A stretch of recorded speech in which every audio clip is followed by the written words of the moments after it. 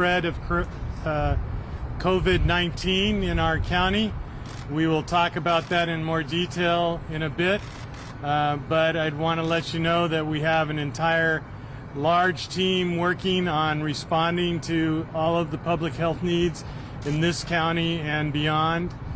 Behind me are some of the team members, but I want you to all know that there are thousands of other people behind them who are working to trace contacts for this disease process, make sure that they prevent spread, test people who are at risk, make sure that they're aware of the cause and spread of the disease, and to keep us all safe. So I'd like to introduce part of the team here. We'll just name them and they can wave their hand. We have Dr. Christopher Brandon, Deputy Director of the National Center for Emerging and Zoonotic Infectious Diseases from CDC. We have Charity Dean, Deputy Director of the State of California Department of Public Health. Dr. Ken Miller, Medical Director of County of Santa Clara Emergency Services. Brian Glass, the Assistant Chief of the Santa Clara County Fire Department. Dana Reed, who is the Director of the County Emergency Management Division. Dr. Jim Novak, the Chief Business Officer for the Santa Clara County Office of Education. And Joe Cafaro, who's our Regional Vice President of the Hospital Council of Northern and Central California. All of them will be available for your questions and answers after we're done. But right now, I would like to announce the leader of our Public Health Department, our Public Health Officer and Director of the Department of Public Health, who's been spearheading the response in this county and has done a fabulous job, Dr. Sarah Cody. Sarah. Thank you. You're up. All right. Good afternoon, and thank you for joining us this afternoon. Today, we're reporting a new case of novel coronavirus in Santa Clara County. This is the third case to be identified in our county, but it's different from our other two cases in an important way. Like the California case reported 2 days ago, our third case did not recently travel overseas or have any known contact with a recent traveler or an infected person. The individual is an adult woman with chronic health conditions who was hospitalized for difficulty breathing.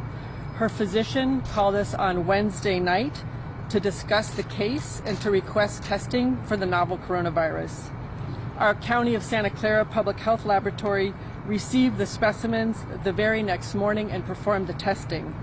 Since receiving the results last night, we've been working to identify the woman's contacts and to understand who she might have exposed while contagious. Before I go on, I want to be candid and let you know that this investigation is just beginning, so I won't be able to share a lot more details than those that I just have. But this case does signal to us that it's now time to shift how we respond to the novel coronavirus. The public health measures that we've taken so far, isolation, quarantine, contact tracing, and travel restrictions, have helped to slow the spread of disease, and we will continue to implement them. We will continue to trace close contacts of our cases to try to limit the spread of the virus, but now we need to add other public health tools to the mix. So now that we have a case who did not recently travel or come in contact with anyone known to be ill, what does this mean? What we know now is that the virus is here, present at some level, but we still don't know to what degree. An important priority, therefore, for us is to conduct public health surveillance to determine the extent of what's happening. Now that our county public health laboratory has the ability to run the test, we can more quickly evaluate what's happening in our community. But needless to say, we can't do this work alone.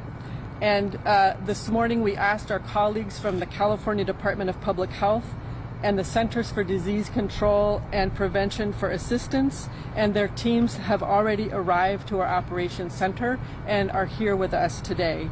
And I really cannot thank them enough. I know that at the last press conference announcing our other cases, I expressed the importance of having so many partners and so much support. It is absolutely impossible to do this without this kind of broad support. It is necessary, and we have it, and we are so grateful. So we will continue to work with them and our other partners to respond to cases, to trace contacts, and to understand what is happening in our community. I want you to know that our operations center has been activated for 5 weeks now, and it will continue to be. And colleagues from across county government are involved. Many of them are here today. So we need to begin implementing additional measures to prevent the spread of novel coronavirus, or at least slow it down as much as possible. So these are the measures that we are recommending for individuals and for communities. For individuals, the recommendations are relatively straightforward and effective and important. So first, keep your hands clean. This is one of the most important steps you can take to avoid getting sick and spreading germs to others. And always cover your cough and stay home when you're sick. Today, start working on not touching your face, because one main way viruses spread is when you touch your own mouth, nose, or eyes. And finally, start thinking about family preparedness and what you might need to do if you need to stay home for a week or two. And for communities, we need to prepare for the possibility of further spread of the virus. So here are some examples of measures that can help limit the spread by reducing exposure in community settings. Schools should plan for absenteeism and explore options for learning at home and enhanced cleaning of surfaces. Businesses, wherever possible, can replace in-person meetings with video or telephone conferences and increase teleworking options, as well as modify absentee policy and, of course, enhance cleaning of surfaces. I do understand that this whole situation may feel overwhelming, and it's difficult to think about the possible disruption to our everyday lives, especially when we're still uncertain about what this may look like. But we do need everyone to start thinking about what actions they can take now so we can be prepared for the possibility of further spread of the virus in our community. Thank you very much for coming today, and we will certainly share more about this situation as it evolves. Thank you. Hi, my name is Mariana Moles. I'm the PIO for the County of Santa Clara Public Health Department. We will now take questions, but in the interest of time, we do ask that you keep the questions to this case. Now we will open up for questions. Yeah, I know you don't know how this person got it, but with all the minds here, do you have any hypotheses as to maybe a different way, a method that this could be spreading that we don't know about yet? So again, what we do know is that the case is not linked to either of our other two cases in the county. We also don't have any evidence to suggest that the case is linked to other cases in California. And so that's a signal, because the case didn't have a travel history nor contacts with any known other cases. But could it be traveling on merchandise or things from China? This is an infection that is spread person to person. So the infection would have been from another person that's infected.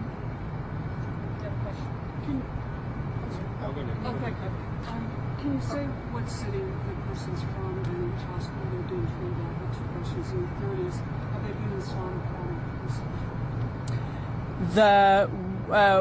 Clara? What I can tell you is that the case is a resident of Santa Clara County and was treated at a local hospital. The case has not had any history of travel to Solano County.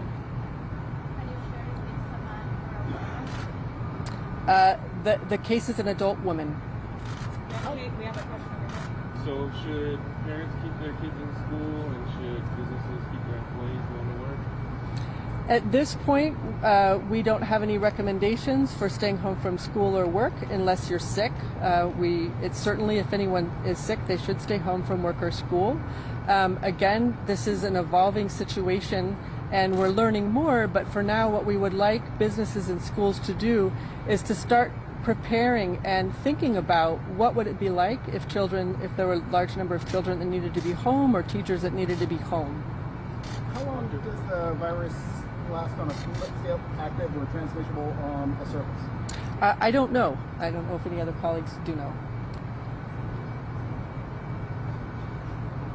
So, hello everybody, my name is Chris Braden. I'm from the Centers for Disease Control. The virus can survive on surfaces for a fairly prolonged period of time, more than days, but it is also very susceptible to cleaning products. With any kind of cleaning that we do for hard surfaces and so forth, that's always helpful.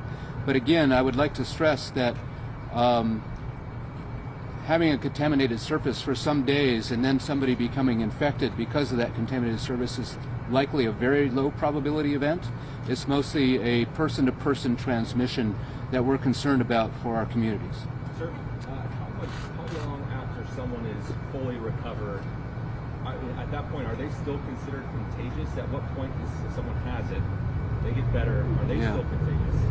Yeah, thank you for the question, and it's something that we're looking at very closely. And what we do when we have somebody with the virus that we know is confirmed, we do serial testing on those people to see when they clear the virus from their throats or other body sites. And so we're looking at that very carefully, but they're not cleared, for instance, from isolation until they are testing negative and their symptoms are resolved.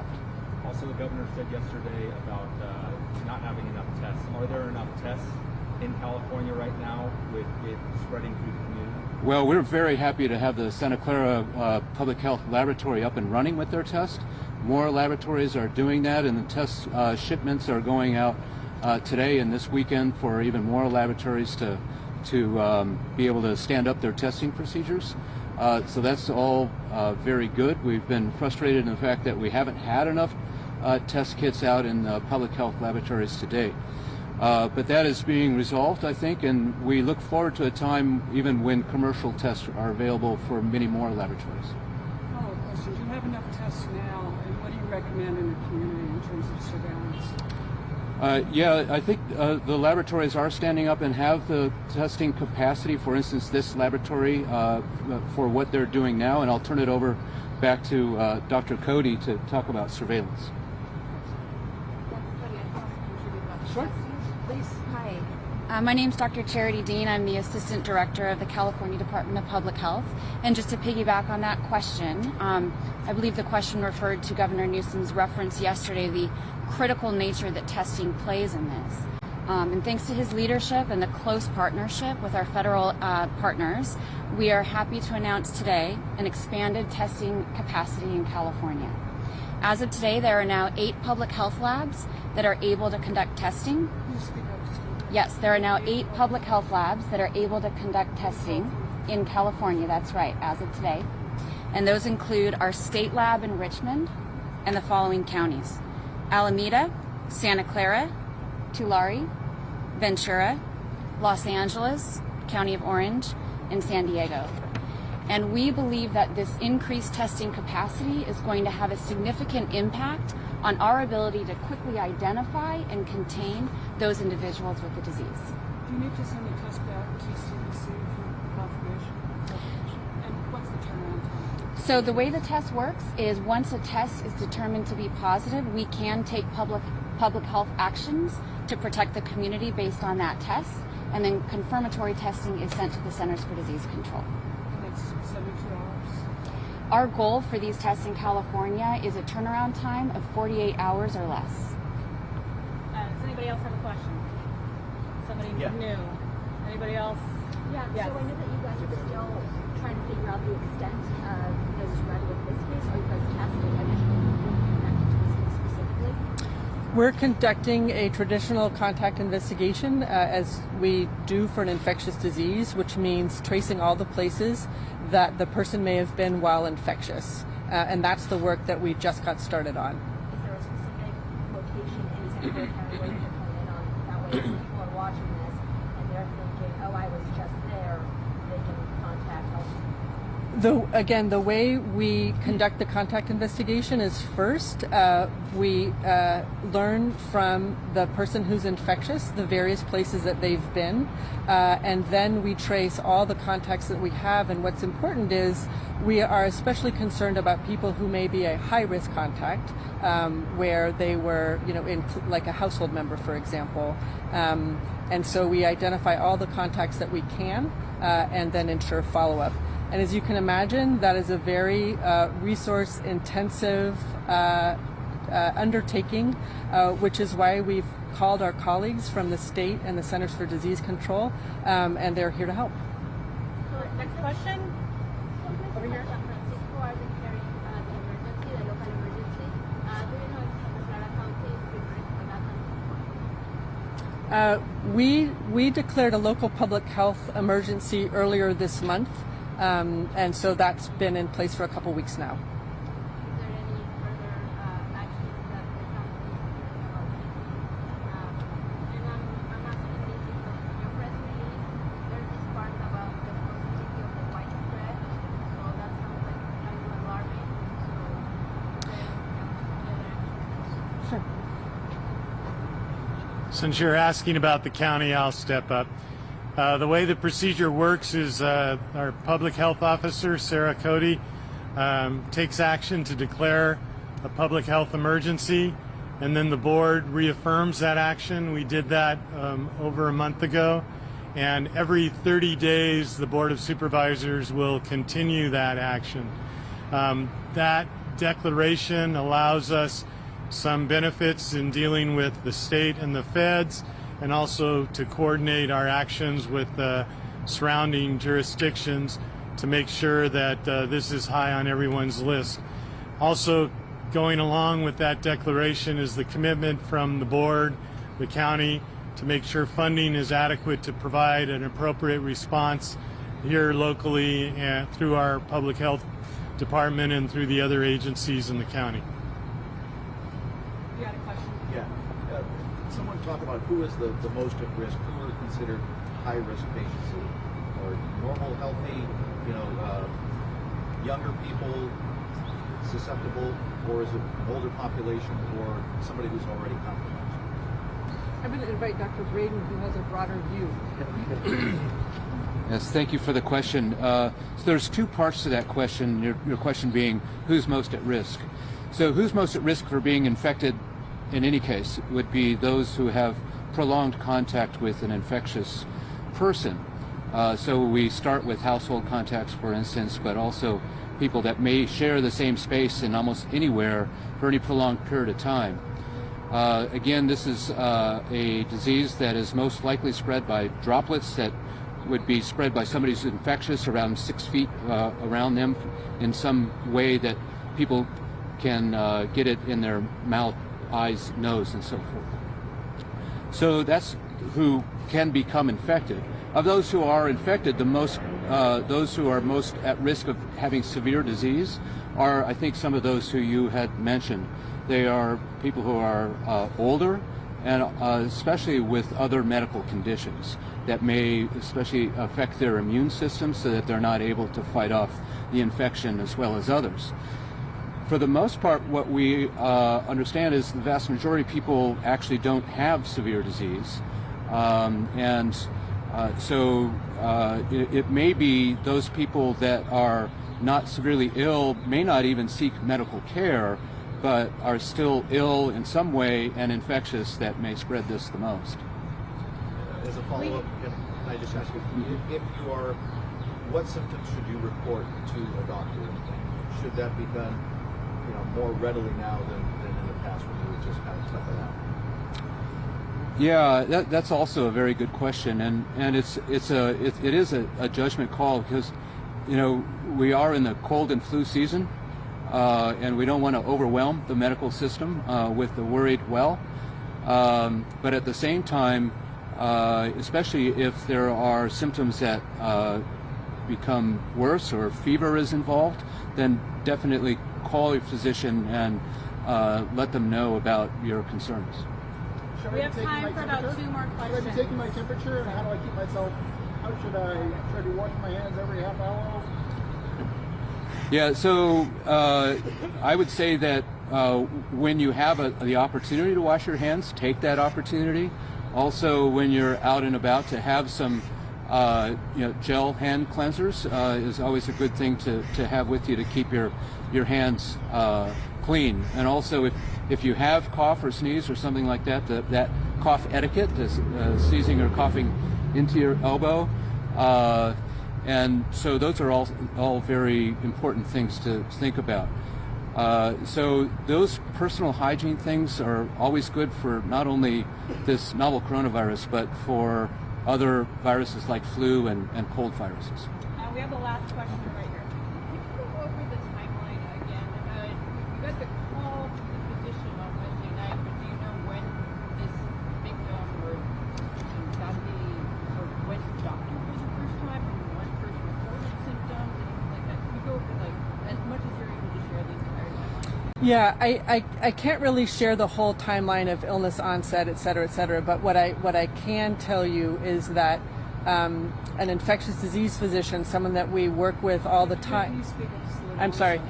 What I can tell you is that an infectious disease physician who we have worked with for many other issues called us on Wednesday evening and said she was concerned about a patient that she was taking care of because they seem to have an illness that could be compatible with COVID-19 and wanted to test.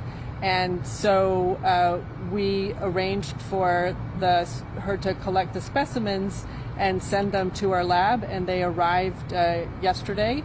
And we tested them and got the results last evening and started our investigation then. Dr. Cody, please, can you explain surveillance and techniques for recovery? Surveillance is a word that we use in public health very differently than in other sectors, and what it basically means is it's our systematic way of looking for a disease or a health condition so that we can understand the scope and magnitude of a health problem. Okay, and that concludes our press conference. Thank you very much for being here this afternoon. We definitely cannot get this information out without the help of the media, so we really, really appreciate all that you're doing today. Thank you very much. So are you doing anything this time?